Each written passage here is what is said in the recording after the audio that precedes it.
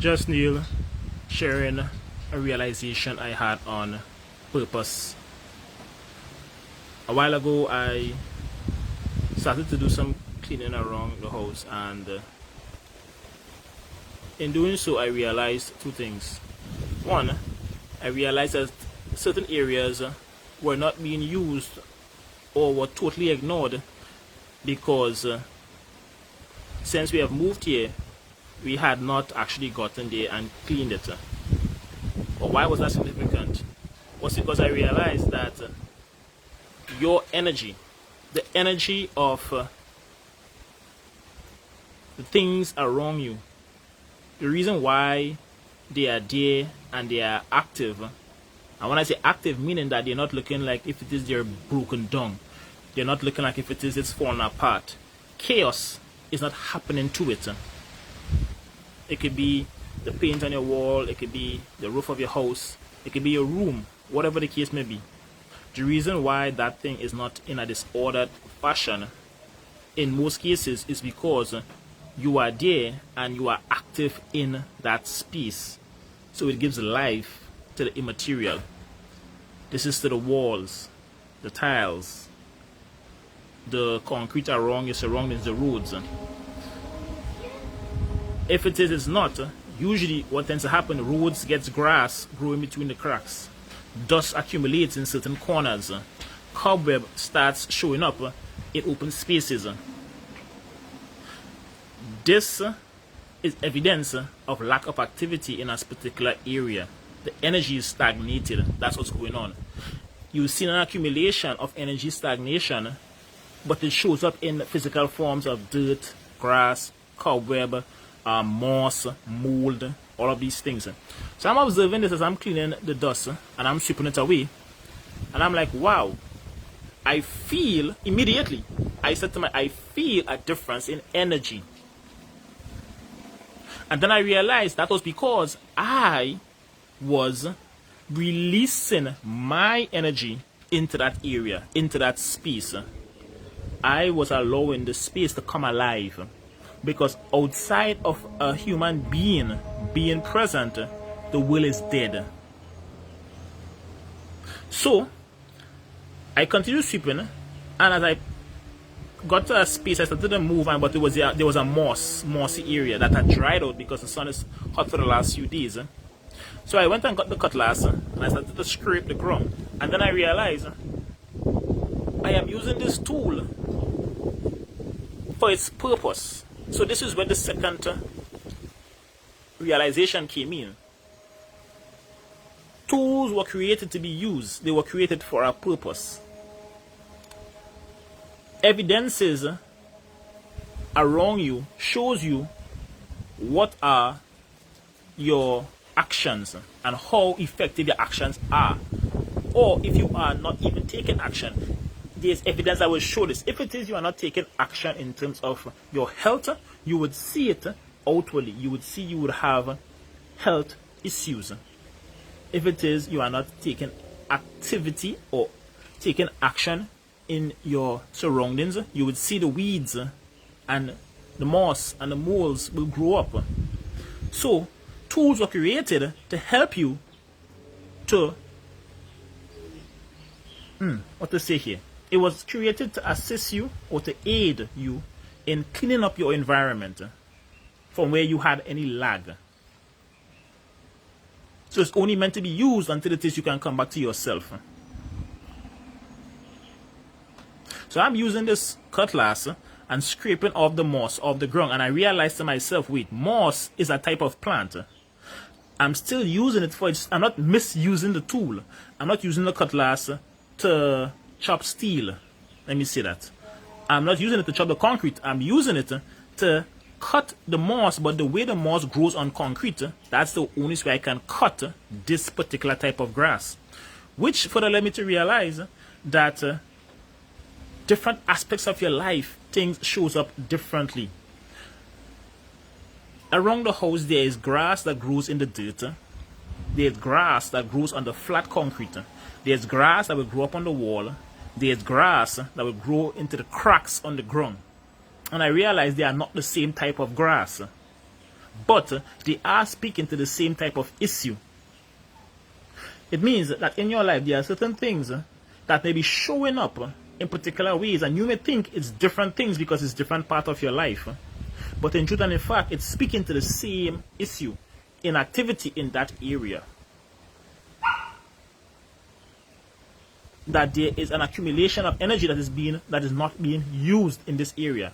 It shows up as a plant or a weed that is not where it's supposed to be, but that means that that area was being ignored where your energy is concerned. Why a weed shows up in it, in your garden, let's say that to be.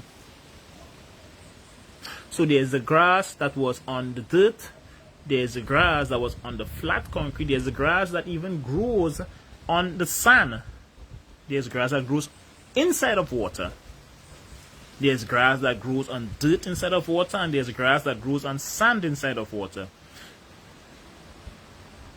They speak to the same issue.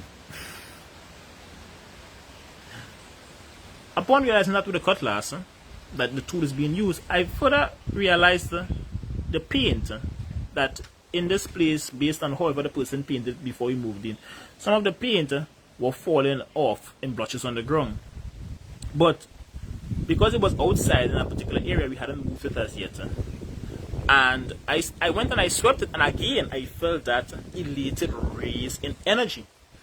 And I said to myself, wow, this paint is dead. So this paint, and the reason why the paint is dead is because the paint is not serving its purpose, which led to another realization. I'm coming to that. So because this paint, all this time I'm talking to my son, and I'm sharing what I'm sharing with you to him, and I'm saying, wow, this is too good that I have to keep this to myself and to my son. Let me share this to my followers because I want to feed them. I want to feed them because you may be like, what? Feed them? Yes, because you do not live by bread alone. You do not live by just what you put into your stomach, but you also live by what you put into your mind. You have different bodies, just like these grass are growing up in different areas and different circumstances. You have different types of bodies, and these bodies feed on different things. The problem is that most people only feed their physical body. And some people, they may try to feed their physical body properly, but their mental body, they are feeding it garbage. And because they're feeding their mental body garbage, their physical body cannot keep up, and thus they eventually fall into the trap. They fall into the gaze, they fall into the daze, the sleep. And you see the evidence in health issues. So I am feeding your mind good food. This is good food. Take on to these realizations. If it is you didn't hear and you're at this point, go back. Look at the beginning when it is the video ends. Look back at it and analyze what I'm seeing here. Understand in your life, in whatever situation you're in right now, look at your external environment and observe. No, you may not think that there's a connection, but there is. Different aspects of your living space is connected to different aspects of your mental fortitude and stability. Go into those different areas of your home and ensure that they are clean. Your room, your kitchen, outside the surrounding of your home, your car, all these areas speak to some sort of mental faculty within your system. And if one of those areas is unclean, if one of those areas is cluttered, your life is saying something about you. Your environment is speaking to something about you. So I picked up these paints, and my son is helping me. So I told him, I said, listen, so come this paint, and I asked him for him to see if he got it, and he said it to me. He said, well, yes, it's dead. And after I said, well, why? Why is it dead? He said, because it's not serving its purpose. I say, he got it.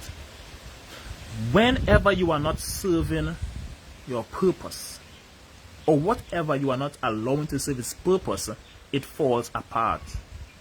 It's the law of entropy. It's the law of entropy. If you don't use it, you're going to lose it. Doesn't matter if it's steel, if it's grass, if it's wood, if it's whatever material, and that's physical. But it doesn't matter if it's your brain, it's your muscle, it's your bone, it's your teeth, whatever the case may be. If you are not using something for its purpose, it disintegrates. It starts to wear off, wear away, break down. Because you are the life of your surroundings. Whatever you give attention to in your life, it comes alive. Inanimate and animate objects. As a matter of fact, we are mostly surrounded by inanimate objects that gets life when we give it to it. When you use a broom, you are allowing that broom to come to life because the broom is moving, it is sweeping, it is taking away the dirt, it is serving its purpose, and you give it life to do so. You may not see it as that, but that is what you are doing. You give your cutting, your scissors or your cutlass, you give your machetes life by using them. Do not have things in your home that you are not using. If you are not using things in your home, get rid of them. Get rid of clothes that you are not wearing for a long time. It may be because it's washed out, it may be because there's holes, it may be because it has some sort of glitch on it. Get rid of it. Get rid of broken potteries. Get rid of items in your home that they are there, they are using energy, but they are not being used.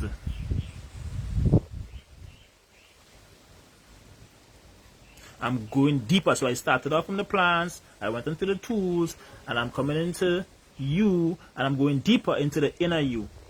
The you that is battling your mind. Understanding that your mind is a tool. Just as the cutlass, just as the broom, just as the plate, just as the spoon, just as the lighter, just as your clothes. All of those are tools for a specific purpose. Your mind is a tool. You are not your mind. You know why? Because you can observe your mind.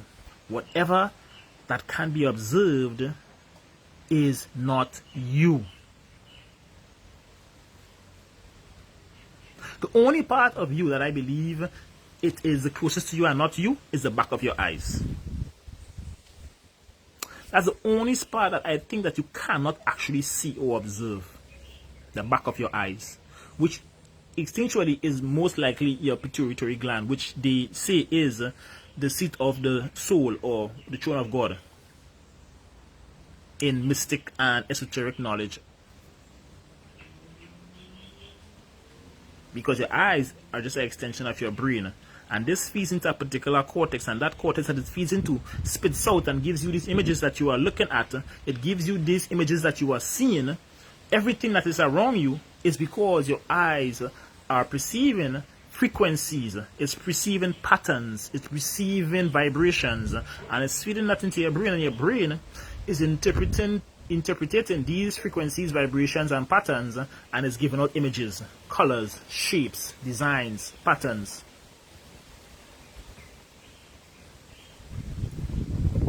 So if it is your mind, which is the non-physical part of your brain, the part that actually processes, the part that is connected to the whole, if you do not use that tool effectively, you are essentially misusing your mind. And a lot of persons are misusing their mind.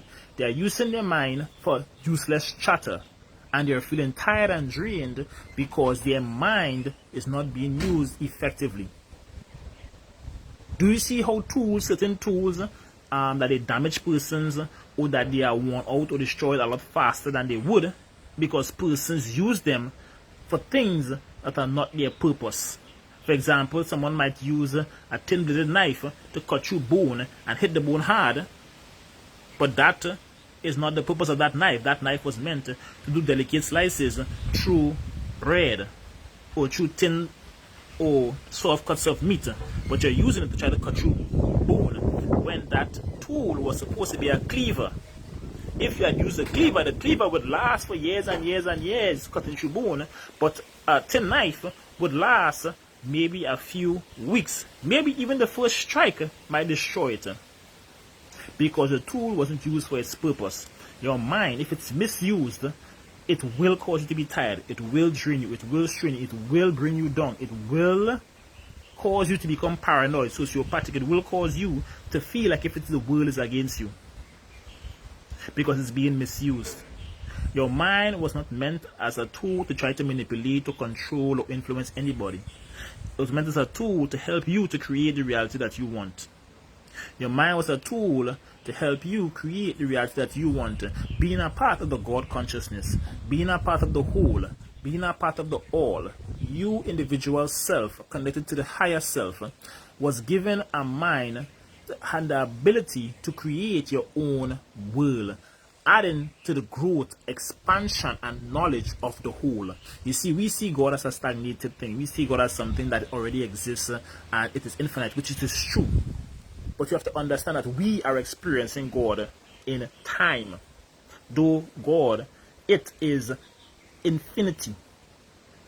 Wherever time ends, that's when the experience that we are developing as the race progresses, understanding and knowing ourselves, it feeds into the mass consciousness of God, knowing itself that eventually all will be known.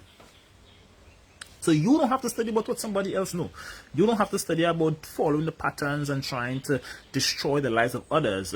This is why it's said that to focus on the plank in your eye, not in the person's eye. The plank in your eye is the issues, is the mole, is the excess weed, is the plants, it is the cobwebs, it is the dirt that is building up and accumulating. That plank in your eye that you are not looking at, that you're not trying to fix, that you're not solving, that you're not directing your energy towards, to break it down, to chip it down, to get rid of it, to destroy it within yourself. Because when you destroy it in yourself, you'd realize that the speck in your brother's eye was only a reflection of the plank in yours.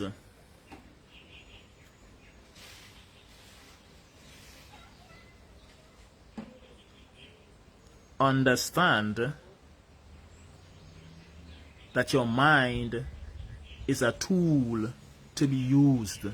Your mind is a tool to be used to create the life that you were given to live. And the only way you can do that is if it is you take your mind off of what others are doing and focus your attention on yourself. Focus your attention on yourself, on your actions, on your beliefs, on your mindset. The way that your mind is set. Is your mindset on a low frequency or is your mindset on a high frequency? Is your mindset tuning in to wealth, abundance, and freedom, or is your mindset tuning in to lack, insufficiency, and pain? Not all pain is bad. As a matter of fact, pain is a very useful tool. If you know how to use the tool of pain, you will see significant growth and development in your life. Example, someone building muscle. The person uses pain as an indicator as to how much growth they have gone through so far. And there is pain that you can go through that is hurting or hampering you, as opposed to the pain of you cutting yourself. But is where the pain level or what the pain intention is set at. The same way, your mindset determines where you exit. It determines where you enter, it determines where you exit, it determines your experiences, it determines your entire surrounding. Your mindset does that. Guys, this is a lot. I mean, I came on here just to give that first 3 minutes and it went on to 18 minutes. But that's how the spirit moves. This message that was delivered was even speaking to me because it was at a deeper level. It came about because of me, recognizing my setbacks in that. My setbacks in why it is my surroundings were like this. Why did I take a month and a half before it is I got to these areas? Why is it that I procrastinated on these particular spots? Which aspect of myself am I ignoring or denying or not paying attention to that is causing areas in my life to have lack and insufficiency? And as I question these things, as I look at these things more and more, then after my consciousness is raised, it's evolved, it grows, and as that happens, it helps me to see more and more of my life in a way that is so beautiful, so aromatic, so sensual, You know, it's very engaging. Life is like this little game that me and life is playing, and it's like hide and seek. Oh, this aspect of my life shows up, and I try to figure out what is it in myself that's allowing it to be like this. And it's like this whole self-discovery journey. It's not that everything is hunky-dory and everything is perfect. No. It's perfection by growth. It's as you grow, you are more perfect than you were last week. You are more perfect than you were last year. You know, compared to yourself, you looking back at yourself and thinking, how would I have seen myself now 2 years ago?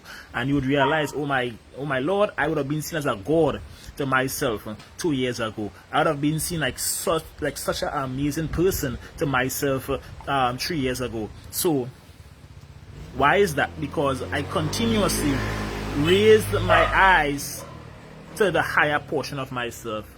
Raise my eyes to contribute to the whole. Raise my eyes to understand and to know who is I at my highest level. Who is I at the best I can be right now? And that doesn't mean that I don't have challenges. That doesn't mean that I don't have trouble. Yes, I go through it. Yes, I falter. Yes, I do some crazy shit sometimes that I ask myself in the next 2-3 weeks, why was that an issue? Why did that bother me so much? Why did I make that problem a bigger thing than it was supposed to be in my life? You know, there are times when I allow persons to disturb my energy. There are times that I allow persons to get into my head and after, but it might take me long, but when it does, and I say to myself, why? You know, and now it happens so quickly. Before it would have taken days, now it takes seconds. It takes seconds because I'm so desirous of having my own energy. I'm so desirous of being at peace with myself. I'm so desirous of keeping things in order in my own life that I don't allow things for more than a few seconds, if so long, to disturb me.